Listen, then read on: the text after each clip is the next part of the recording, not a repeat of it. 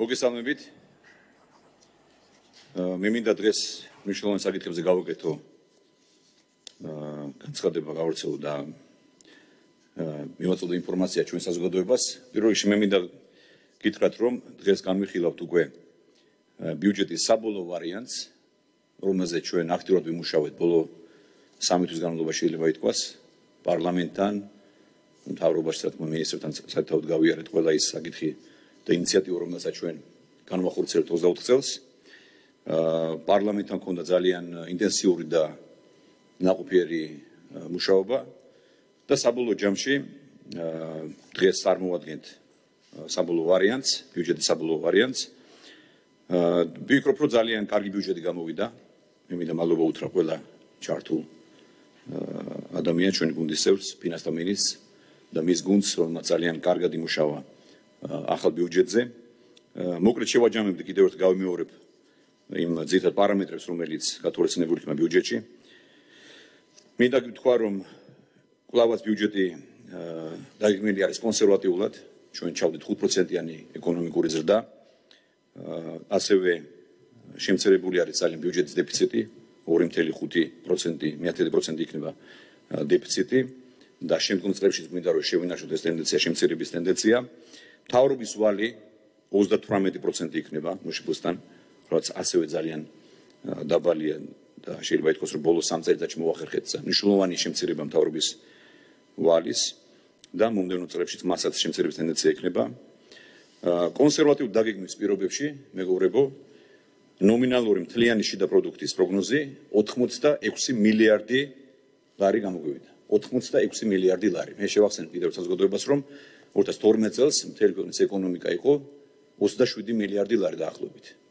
ანუ ქვეყნის ეროვნული ეკონომიკა 3-ჯერ გაიზარდა ბოლო 12 წელიწადში, 11 წელიწადში, ესე შეიძლება ითქვას. 86 მილიარდი ლარი და დოლარში $8,500 გადააჭარბებს უკვე. ერთ მოსახლის გადაანგარიშებით. ვერ კაპიტა იქნება $8,500. $100 გვაქვს გაორმაგება ბოლო 11 წელიწადში. ჩვენი პროგნოზით უკვე 27 წელს ქვეყნის ეკონომიკა იქნება 108 მილიარდი ლარი, ესეც მინიმუმ ასეთი პროგნოზი გვაქვს ჩვენ და ერთ მოსახლის გადაანგარიშებით თითქმის $11,000 მიაღწევს, რაც ძალიან მნიშვნელოვანი პროგრესი არის ბოლო პერიოდში. ამ პარამეტრებიდან გამომდინარე, 20 წლის საერთო ნაერთი ბიუჯეტის ხარჯითი ნაწილი იქნება 28 მილიარდ 760 მილიონი ლარი. ანუ ჩვენ კიდევ გავზარდეთ ხან ამის თაობას მოგახსენებთ და დეტალურად. იცით რომ აღარ გავიმეორებ. ყველა მიმართულებით ჩვენ გვაქვს ძალიან მნიშვნელოვანი ზრდა, ძალიან მნიშვნელოვანი ხელშესახები ინიციატივები დავაანონსეთ და ამ ყველაფერს ამ პროექტებს განვახორციელებთ. 24 წელს მათ შორის პენსიების და საჯარო სექტორში დასაქმებულთა ხელფასების ზრდა 600 მილიონამდე დამატებით გავუზარდეთ განათლებას, რომელიც მოხმარდება მასწავლებლების ხელფასების დაზრდა, სკოლების, ბაღების მშენებლობას, ბაღები ცალკე უნდა აღნიშნოთ, სკოლების მშენებლობას და რეაბილიტაციას. ყველა მიმართულებით, კიდევ გავიმეორებ, მნიშვნელოვანი ხელშესახები სიახლეებით და სრულები გვექნება 24 წელს. ეხლა რაც შეეხება სხვაობას, რომელიც დღეს წარმოვადგინეთ წინა ვარიანტთან შედარებით, ესე იგი საბოლოო ბიუჯეტის პროექტის საბოლოო ვარიანტში ხარჯითი ნაწილი გაიზრდება 165 მილიონი ლარით. კიდევ დამატებით რესურსები გამონახა ბატონმა ლაშამ და მისმა გუნდმა 165 მილიონი ლარით გაიზრდება, აქედან უდიდესი ნაწილი 130 მილიონი ლარი ისევ ჩვენს რეგიონებში მოხმარდება პროექტების დაფინანსებას, ჯამში რეგფონდი გახდება 580 მილიონი ლარი. ძალიან მნიშვნელოვანია, იმიტომ რომ მუნიციპალიტეტებს შეეძლებათ მნიშვნელოვანი პროექტების დაფინანსება მომავალ წელს. გარდა ამისა, მინდა ასევე აღნიშნო, რომ ჩვენ დამატებით გამოვყავით 15 მილიონი ლარი და ეს ნახა მოხმარდება გურიაში იმ ოჯახების კომპენსაციებისთვის, რომელთა სახლები დაზიანდა სტიქიის დროს. ჩვენ 15 მილიონ ლარს წელს ჩაურიცხავთ ამ ადამიანებს, მოხდება სახლების და ბინების შეძენა. არც ერთი ოჯახი არ დარჩება დახმარების გარეშე. ეს მინდა თქვა კიდევ ერთ კაფეოთ და დამატებით 15 მილიონს გამოვყოფთ უკვე გაიცალ 24 წელს. კიდევ ერთხელ შევაჯამებ, რომ ჯამში საბჭოთა ბიუჯეტის ხარჯითი ნაწილი იქნება 25 მილიარდი ლარი, ხოლო ნაერთი ბიუჯეტი 28 მილიარდ 760 მილიონი ლარი. აი ეს არის ძალიან მნიშვნელოვანი მატება. 2012 წელს ბიუჯეტი იყო 9 მილიარდ ლარამდე დაახლოებით 8.6-8.7 მნიშვნელოვნად 9 მილიარდ ლარამდე იყო ბიუჯეტი. აქაც სამჯერ არის გაზრდილი და ეკონომიკაც არის გაზრდილი სამჯერ. კიდევ ერთხელ მადლობა ბატონ ლაშა თქვენ და თქვენს გუნდს, ყველა მინისტრს მინდა მადლობა გადავუხადო ჩვენს პარლამენტს, შესაბამის კომიტეტებს, რომელმაც ძალიან ინტენსიურად იმუშავებს მთავრობასთან ერთად, ჩვენ ბევრი ინიციატივები მოვისმენთ მათთანაც, გავცვალეთ აზრები, ძალიან საინტერესო პროცესი გავიარეთ და ვფიქრობ, რომ ჩვენ გვაქვს ფისკალური თვალსაზრისით და ეკონომიკური თვალსაზრისით დაბალანსებული ხოლო პროგრამების შინაარსით საკმაოდ საინტერესო ბიუჯეტი, რომელიც მომდევნო წელს აისახება ჩვენ მოსახლეობის უდიდეს ნაწილზე და რა თქმა უნდა ხელშეუწყობს ქვეყნის ეკონომიკის შემდგომ განვითარებასაც.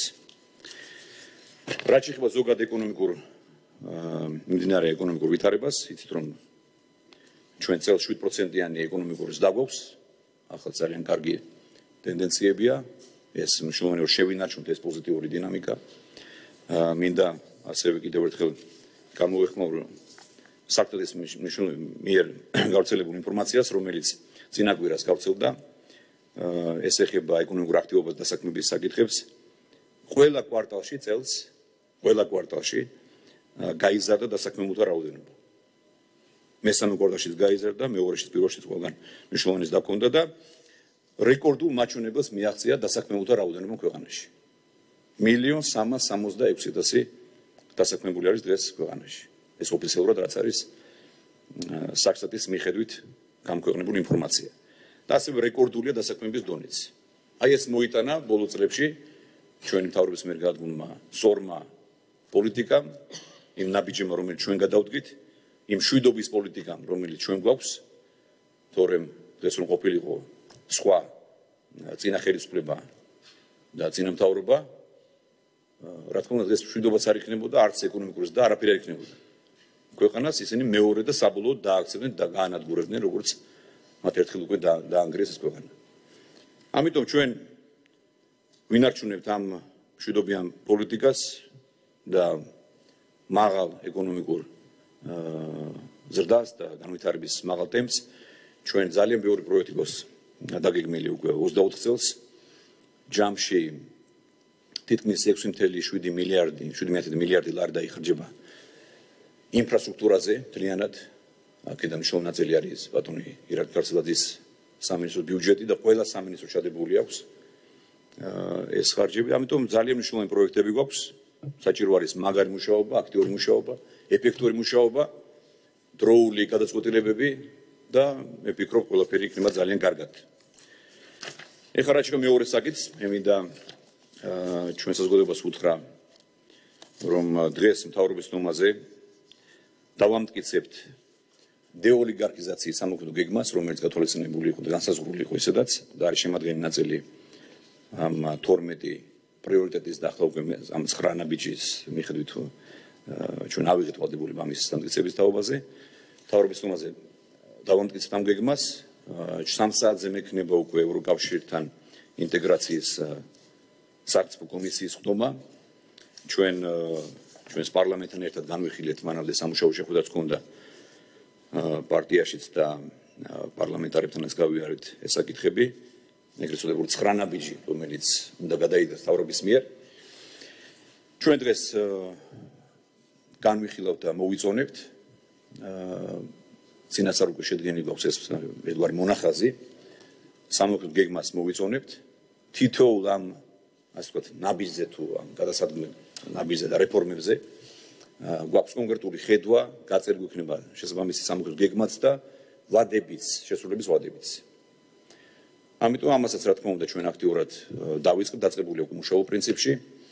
ბატონ დარჩიაშვილს ექნება კომუნიკაცია მის ევროპელ კოლეგებთან, მეც მექნება შეხვედრები და კომუნიკაცია ჩვენს ევროპელ კოლეგებთან და ამ ინფორმაციას მივაწოდებთ მათ. ჩვენი რა თქმა უნდა ყველას საერთო სურვილი არის რომ რაც შეიძლება მალე იქნას შესრულებული ყველა ეს რეფორმა, რომელიც არის გათვალისწინებული ამ 9 ნაბიჯში, ასე ვთქვათ, 9 ნაბიჯის მიხედვით არის გათვალისწინებული. და იცით რომ დეკემბერში უკვე 14-15 ან 15 დეკემბერს ველოდებით უკვე საბოლოო გადაწყვეტილებას. ევროპული საბჭოს საბოლოო გაწყვეტილებას სტატუსის მონიჭების თაობაზე. ამასთან დაკავშირებით ჩვენ გვქონდა გუნდში მსჯელობა, პარლამენტთანაც გვქონდა საუბარი და გადავწყვიტეთ, რომ იმის და მიხედვით, როდის იქნება გაწყვეტილება 14-ში ან 15-ში, ამ თარიღს დავაზუსტებთ, ალბათ 15-ში მოხდება ეს, 15 დეკემბერს გვინდა გავმართოთ საერთო სახალხო ეროვნული ზეიმი, ასე დავარქვათ, გამარჯვების ზეიმი და კონცერტი და ერთად აღნიშნოთ ეს ისტორიული გამარჯვება ჩვენი ქვეყნის და ჩვენი ხალხის და ჩვენი მთავრობის, ჩვენი ხელისუფლების მუშაობის შედეგი. აი ამ თემებზე მინდოდა დღეს თქვენთან საუბარი და კიდევ ერთხელ მადლობა ჩვენს მინისტრებს, ჩვენს გუნდს, პარლამენტს, ყველას, ვინც ჩართული იყო ამ ბიუჯეტის მოზიდების პროცესში. დიდი მადლობა. უსმენთ პრემიერ-მინისტრ